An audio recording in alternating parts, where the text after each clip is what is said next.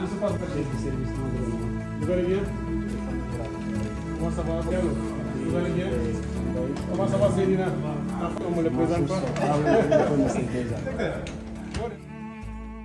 Je suis en service depuis exactement 48 jours. Je me suis installé, j'ai pris mes services le 12 avril, donc un peu moins d'une cinquantaine de jours, ce qui fait très court pour faire un bilan. Évidemment, lorsqu'on arrive dans un ministère aussi large, aussi important dans l'ordonnancement institutionnel, aussi important du point de vue du secteur et de la ressource que nous gérons, l'eau, qui est au début et à la fin de quasiment tout ce que nous faisons. Au regard de la complexité d'usage de ce secteur, il me fallait évidemment commencer par faire le diagnostic. Un diagnostic large, diagnostic le plus exhaustif possible et le plus détaché possible, parce qu'il fallait que ça soit un diagnostic très objectif. Après ma passation de service, j'ai pris possession de l'ensemble des instruments, de la documentation sur le secteur de manière large, sur le ministère en particulier, mais également, vous savez que ce ministère a sous sa tutelle des structures assez importantes comme SONES, comme ONAS, OLAC, OFOR, qui sont des structures sous la tutelle du ministère, sans compter l'ensemble des directions. Donc, ma première démarche avait été de regarder tout ça, d'étudier. J'ai passé beaucoup de temps pendant les premiers jours dans ce bureau, avec mes équipes, avec la documentation. Et après cette étape, je suis allé sur le terrain pour voir de visu, comme on dit, l'ensemble des réalisations. Mais plus, ce qui me préoccupait, c'était de pouvoir échanger avec nos concitoyens, puisque vous le verrez plus loin, c'est le fil conducteur de toute la démarche et de la nouvelle approche de gouvernance que nous avons, c'est d'être toujours collé à la préoccupation de nos concitoyens, de comprendre ce qu'ils pensent, de savoir ce qu'ils veulent, mesurer leurs besoins afin d'y apporter les solutions les plus diligentes et les plus adaptées. Donc j'ai fait plusieurs sites sur Dakar. Je suis allé après à l'intérieur du pays, notamment à Touba, où il y avait une situation assez préoccupante en matière d'accès à l'eau potable. Et il me fallait agir avec diligence pour le résoudre. Bien entendu, après je continuerai ces tournées à l'intérieur du pays. Mais c'est cette étape ou ce processus de prise en main, d'installation et de compréhension m'a évidemment permis de mesurer l'ampleur du défi et l'ensemble des besoins et des préoccupations de nos concitoyens. Donc j'ai vraiment compris comment ce secteur était important et mesurer l'ampleur de la demande.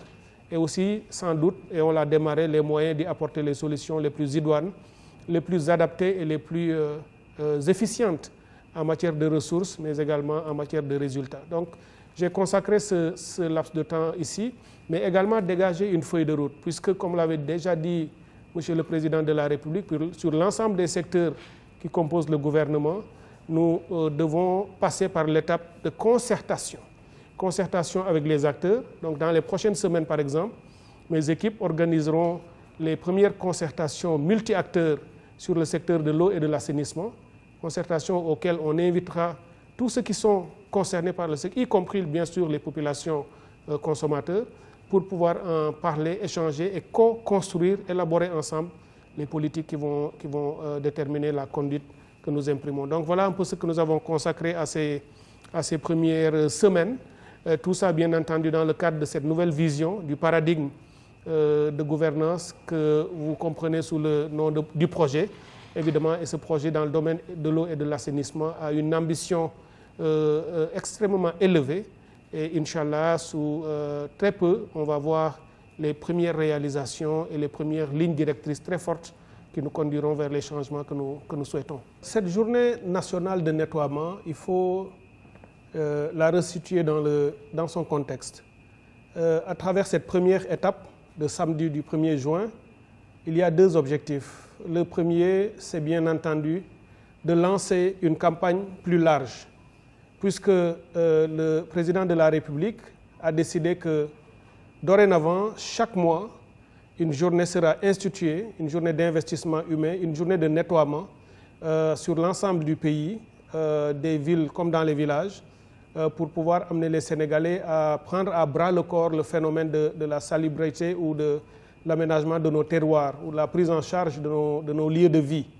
Donc, c'est samedi 1er juin, c'est bien entendu pour lancer cette campagne, cette nouvelle approche qui sera durable. Ce ne sera pas seulement une journée, ce sera pour beaucoup plus long.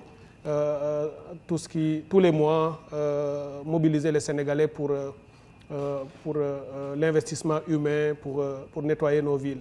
Mais le deuxième, c'est bien entendu, nous allons vers un hivernage qui, selon les données de l'ANACIM, sera un hivernage très pluvieux. Il ne s'agit pas seulement d'une action ponctuelle, il s'agit, dans le cadre de cette stratégie du gouvernement, d'engager maintenant, déclencher le processus d'appropriation des journées de nettoiement, lancer la première journée autour de la question de l'inondation ou des inondations.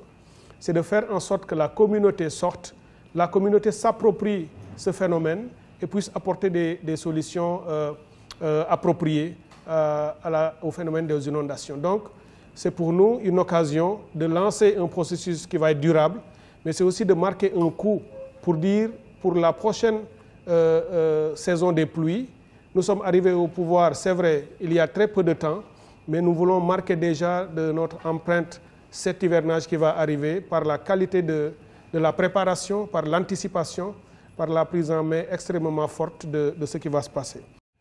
À Dakar, le travail a déjà commencé. Par exemple, pour l'ONAS, sur 109 km de canaux à curer, on a déjà dépassé les 55%, parce que ça avait commencé dès le mois de mars. Et nous avons pris la pleine mesure et avons décidé d'accélérer la cadence. Et avant la fin du mois de juin, on aura fini les 100% de curage des canaux, de tout ce qui est canalisation et autres à Dakar. Le processus de focardage des lacs, de nettoiement ou de remise à niveau des bassins et autres, tout ça aussi est en cours de réalisation. Et dans le courant du mois de mars, avant la fin, bien avant, tout ça sera également réalisé. Par exemple, pour vous donner aussi une statistique là-dessus, 94% par exemple de tout ce qu'il faudra faire en matière d'infrastructures structurantes sur les points bas, parce qu'il y a un certain nombre de points bas qui ont été identifiés dans la région et sur lesquels des actions doivent être menées. On sera avant le 15 juin à 100% de réalisation sur la prise en charge de ces points bas. Il y a aussi le projet de gestion des eaux pluviales et d'adaptation au changement climatique, le projet dont vous avez sans doute entendu parler. Là également, tout le travail qu'il fallait faire a démarré et nous avançons à un rythme extrêmement important. Et avant la fin du mois de juin, ce travail sera réalisé. En plus des services qui dépendent du ministère de l'Hydraulique et de l'Assainissement, vous savez aussi que les sapeurs-pompiers, comme les autres services qui dépendent du ministère de l'Urbanisme et autres, sont aussi à pied d'œuvre et sont sur le terrain. Et ce que nous sommes en train de faire, et ça aussi c'est vraiment un élément sur lequel nous insistons beaucoup, c'est la mutualisation. Et ça, c'est une meilleure coordination des actions. Puisque le phénomène de la gestion des inondations est un phénomène complexe.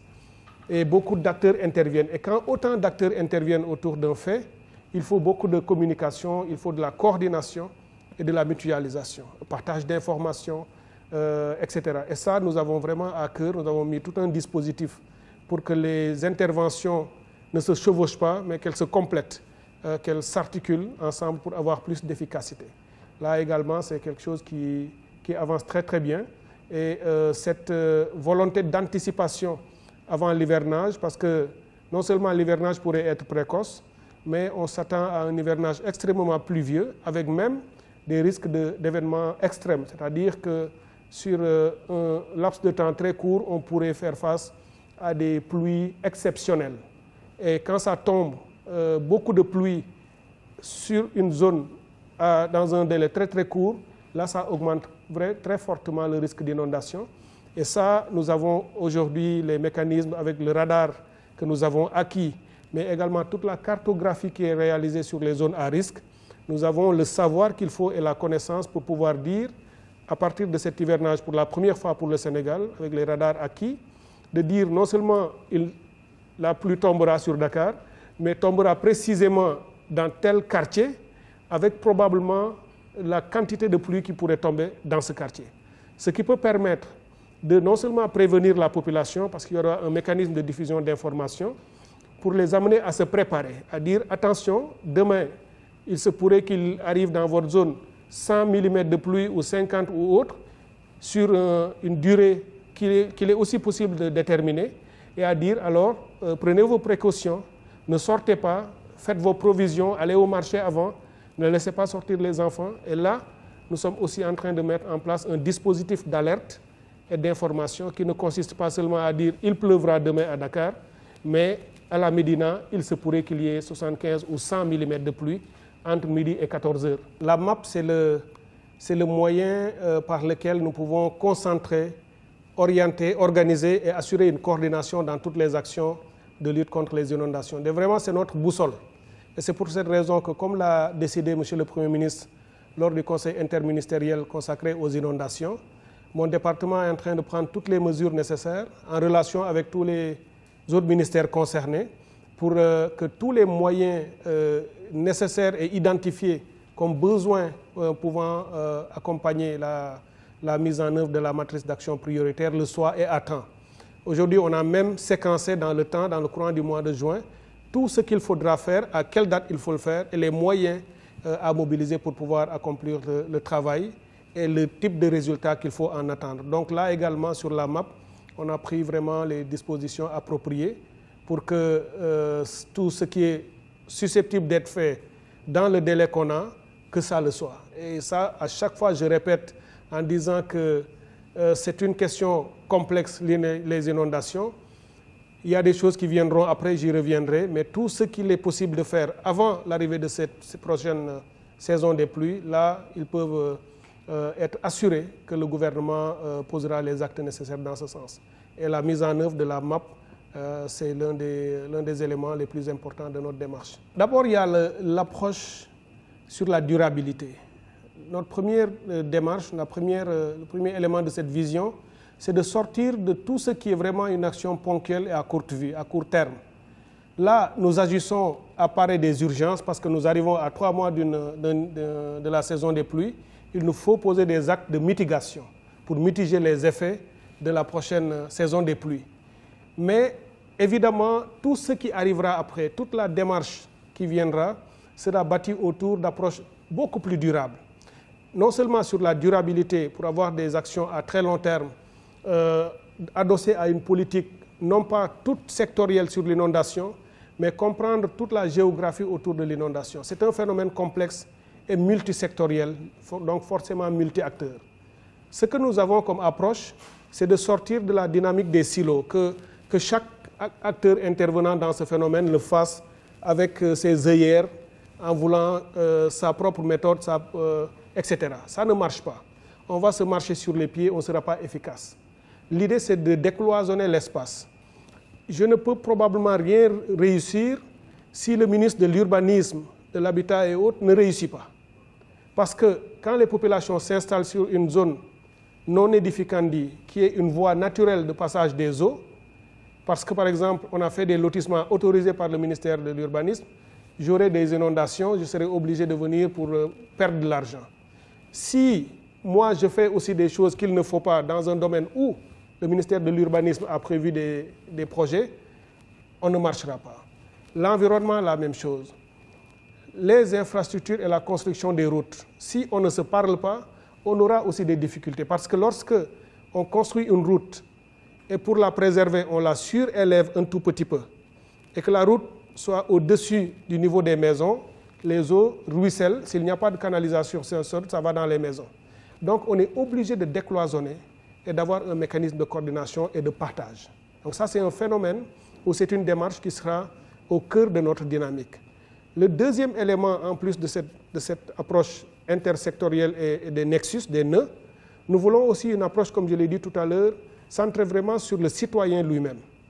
En l'amenant à non seulement être convaincu que le nettoiement de son quartier, le curage de ses caniveaux, la sélection ou le traitement des déchets et autres, y compris liquides, c'est d'abord important pour lui.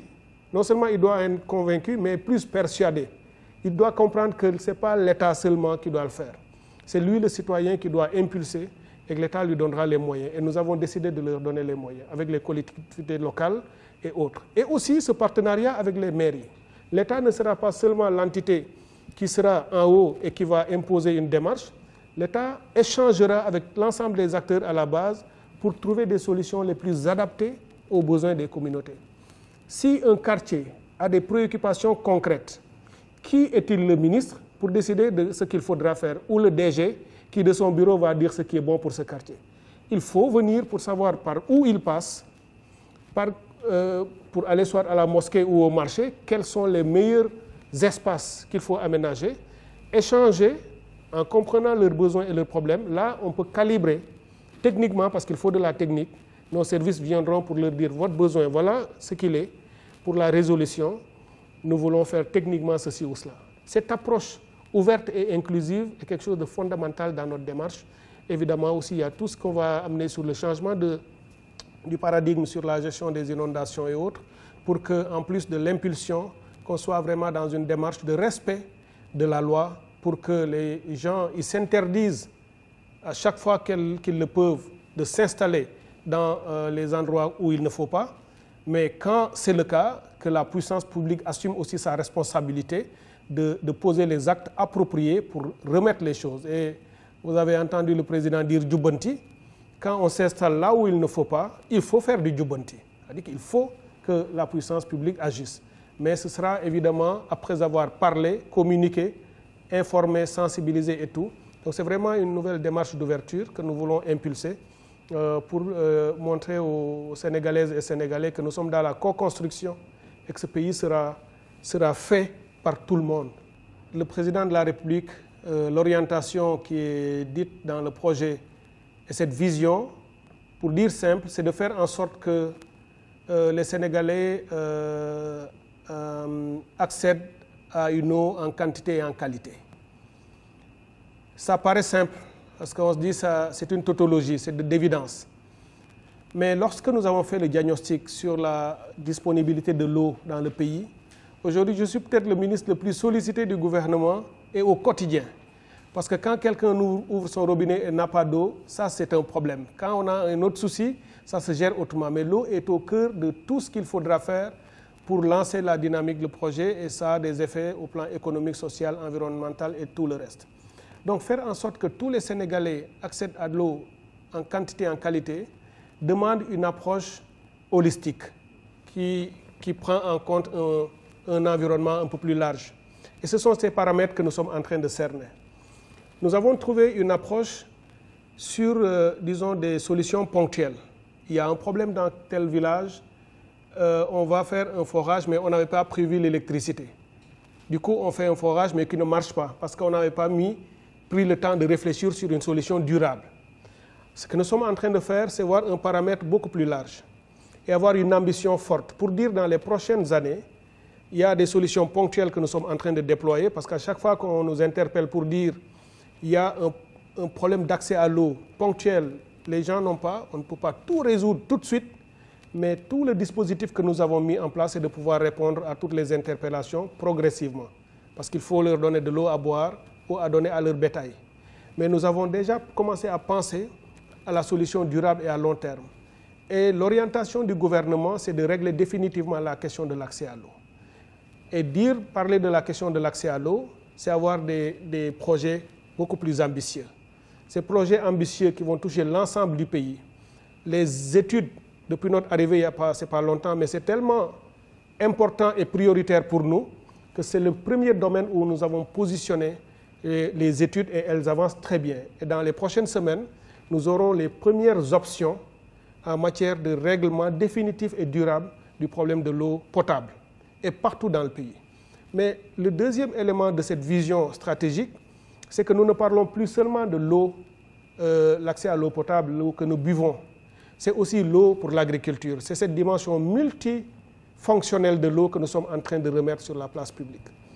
Vous avez entendu mon collègue ministre de l'Agriculture et de la Souveraineté alimentaire dire qu'il a à cœur, conformément à la vision du président de la République, de garantir la souveraineté alimentaire du Sénégal par le développement de l'agriculture et l'ensemble de ses programmes agricoles pour qu'on n'importe plus certains produits ou certaines denrées qui sont utiles pour notre industrialisation mais qu'on les cultive sur place.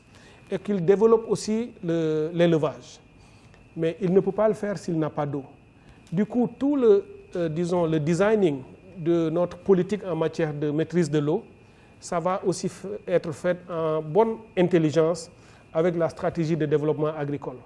Par exemple, il identifie les zones du pays qui ont des vocations spécifiques en matière de production, et dans la politique hydraulique, on met les investissements qu'il faut à ces niveaux-là, que ce soit sous forme de bassins ou de lacs artificiels ou de forages ou de canalisation, etc.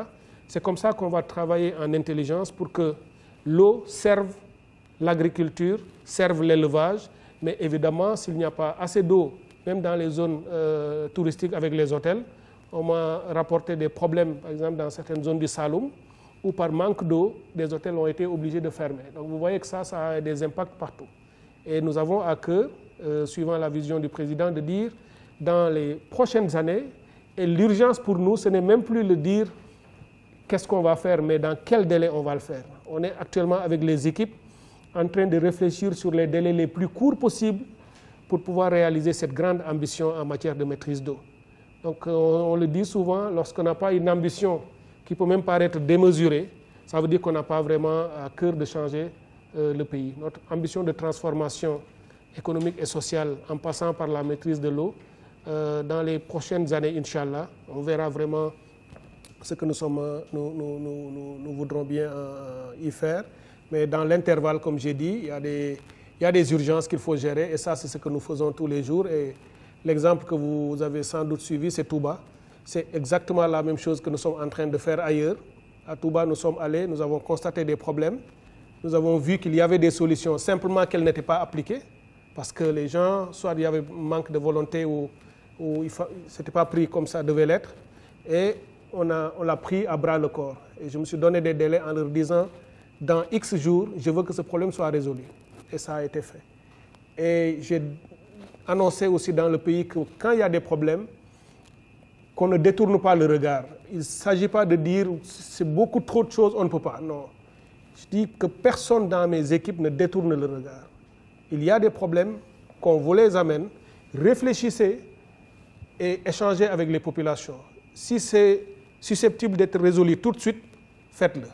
Si ça ne peut l'être que dans 2 semaines ou dans 2 mois, dites-leur. S'ils ont une part de la solution et nous l'autre part, échangeons pour trouver une solution. Mais n'importe comment, des solutions doivent pouvoir être apportées. Tout de suite, ou à moyen ou à long terme, mais dans tous les cas, on en échange. Conformément ou en application à l'article 87 du contrat d'affermage, avec la SONES a déjà démarré les investigations. Et on l'a dit, une fois installé, que tout ce qui doit être audité le sera. Et ce contrat d'affermage et de performance a démarré, les investigations ont démarré. Et nous avons aussi demandé à Sen'Eau de justifier le plan de performance, de pouvoir montrer le mode de fonctionnement, les charges, les coûts, pour voir tout ça, comment ça peut avoir un effet sur l'équilibre du secteur. Parce que pour nous, l'enjeu, c'est de faire en sorte que la société qui nous donne de l'eau à boire, elle soit viable. Parce que si la Sen'Eau ou SONES ne sont pas viables économiquement, on aura des difficultés. Donc il faut que l'État comprenne et les accompagne dans ce sens. C'est ce qui est en train d'être fait. Mais pour vous dire que, à mon arrivée, j'ai trouvé un arrêté disons un avenant, un contrat d'avenant qui décidait de revoir un peu à la hausse le prix de l'eau. Dès mon arrivée, ce sont les premières choses que j'ai trouvées ici. Parce que comme il y a une sorte de déséquilibre et de difficulté au niveau de Sen'Eau, il était question de revoir à la hausse le prix de l'eau. Évidemment, ce n'est pas possible. Et c'est la première chose que j'ai faite, c'est de décider de ne pas appliquer cet arrêté d'augmentation du prix de l'eau et de trouver d'autres solutions alternatives. Et depuis lors, avec les équipes, on est en train de voir d'autres alternatives. Je vous ai dit qu'il est important que Sen'Eau soit viable, et SONES aussi. Donc, on ne peut pas ne pas le faire.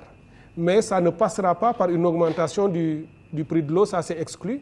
C'est pour cette raison que l'arrêté que j'ai trouvé, qui disait qu'il fallait l'augmenter, si je l'avais laissé être appliqué, on aurait eu une augmentation tout de suite. Et donc ça, c'est exclu. Le gouvernement a rejeté cela. On n'appliquera pas cet arrêté. Et nous aurons d'autres alternatives qui sont en cours de révision ou d'analyse, d'études. Et sans doute que dans les prochains jours, on pourra régler les problèmes de Sen'Eau et de SONES sans passer par cette solution d'augmentation du coût. Donc c'est vous dire qu'on a à cœur de maintenir, en tout cas de gérer le coût de la vie et de faire en sorte que les entreprises restent quand même viables.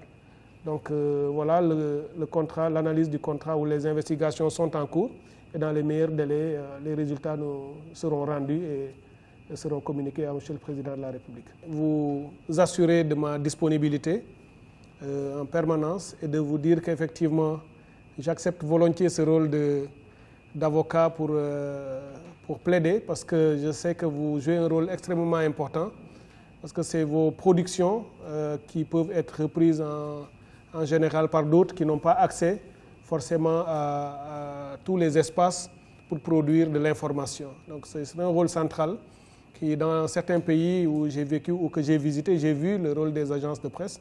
Et pourquoi ne pas avoir notre champion aussi? C'est aussi ça. Puisqu'on parle de champion dans tous les domaines de l'économie et du reste, l'agence de presse sénégalaise devrait aussi être une agence beaucoup plus forte, avec des moyens consistants et qui peut se positionner au-delà du Sénégal, un peu partout en Afrique francophone. Voilà. Donc c'est un peu ça toute l'ambition que nous portons et voilà, on fera tout ce qu'il faut, Inch'Allah.